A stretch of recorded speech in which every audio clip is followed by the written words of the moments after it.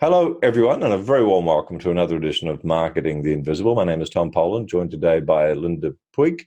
Linda, a very good, is it afternoon or evening for you? It is afternoon, mid-afternoon. And where are you hanging out? Northern California, about an hour north of San Francisco in the Sonoma County wine country. What a strategically clever location. For those of you who don't know Linda, she's a relationship marketing expert.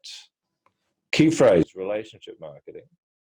And founder of Ready2Go Articles, which provides professionally written, done-for-you content that helps you market with ease, and she's also the author of the Six-Figure Newsletter. And folks, I have to tell you, the amount of money that people leave on the table by not keeping their brand in people's brain until they're ready to buy is bordering on the criminal. So the title of this particular little juicy interview is How to Build a Responsive Email List that's hungry for your offers, and Linda is going to tell us how to do that in just 7 minutes. Linda, our time starts now. Question number one is, who's your ideal client? My audience are primarily solopreneurs, solo individuals in business for themselves who coach, who consult, who teach online typically, and otherwise support their clients, their students to transform their business, transform their life, their relationships, their finances. Perfect. Thank you. Question number two, 6.5 minutes left. What's the problem you solve? Well, these people want to be able to send emails and make money and experience, the freedom that comes with that. But they haven't taken the time to develop that loyal, engaged subscriber list. And that's really the only way that you can turn those kinds of people into clients and customers. Right. And so to be there, to be that brand in their brain when they are in front of their face. Yeah. Right. Thank you. And question number three, 6 minutes left. So how does someone know that they are, in fact, your ideal client? What are the symptoms they're going to be experiencing that would they're miserable.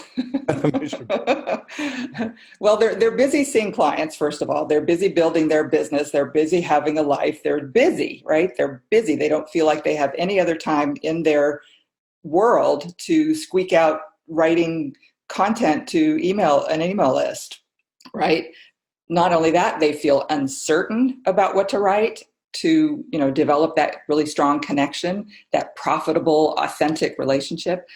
They lack confidence often in their writing skills. They may have had a teacher tell them, your writing stinks, or, some of them say that they would rather have their tooth pulled than sit down and write an article. Right.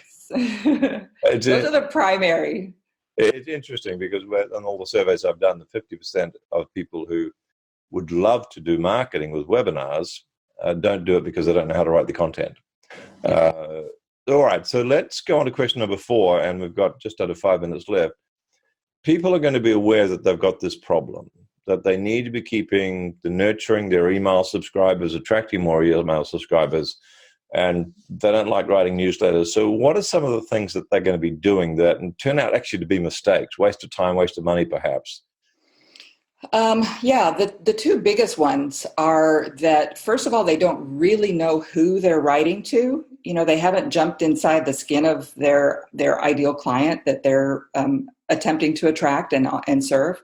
So they don't know what they're really all about, or what makes them tick, or what makes them stay up late at night, thinking and ruminating and whatnot. Right. So they don't really know who they are or what they need, what they want to hear from you, from the person who's writing. And the second thing, that's a big, big piece right there. If you can nail that, you're already really far ahead. But the second piece I find is so frequent is that they put off sending these kinds of nurture emails. They put it off until my website's done, or till I have 2,000 people on my list, or till I create my first course. And it's so backwards, and it so doesn't serve, because if you want to have a new website, a big splash for a new website, who are you going to announce it to if you haven't been developing a list of people that care? And if you have, if you wait till you have 2,000 people on your list, you have wasted all that time developing that 0 to 2,000 as really strong, loyal customers and fans. And, if you wait till you create your first course or whatever else that you're doing in your business is, then you just, there's so much opportunity, as you said at the beginning, Tom. You're just leaving lots of money on the table. Email is still a very strong way to build your business and to make income, but you have to do these nurture steps before you can really do that. You can't just ask for money, every 2 to 6 months. Right. And what a lot of people don't realize is that as they're building their list, if they're not nurturing it, it's dying, and it's dying really quickly.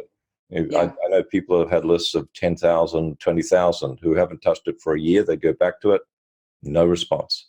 Yeah, it's tricky. It really is. Great tips there already. So let's go to question number 5, 2.5 minutes left. What's one valuable free action that someone can take that's going to take them a step in the right direction? Not going to solve the whole problem, but it's going to help them move in the right direction. Well, I guess I can answer it in 2 parts. The first one really is to just start writing. But what I want you to do is to actually open up an account with a free email service provider. And you can use this to practice, or you can use it to start connecting with your audience right away. And I recommend the second one. And just start writing to them. I know a gentleman, as an Aussie, by the way, who started writing an email list of maybe 25. Over the course of a year, he just wrote and wrote and wrote nurture content, did not make any offers during that period of time. And by the end of that period, there were at least 7,000 people on his list. So, and not just 7,000 people, but 7,000 motivated people. 7,000. So just start. In his thoughts, exactly. Fantastic. Just start, right. It's like I often say to people who don't have an email list, well, just start one. I mean, we were all born naked. None of us came out with an email list. So just start with your friends and family, your biggest fans. Yes, my dear aunt. Someone, anyone. Question 6, what's one valuable free resource we could direct people to that's going to help them even more? And we've got a whole minute left. Okay, great.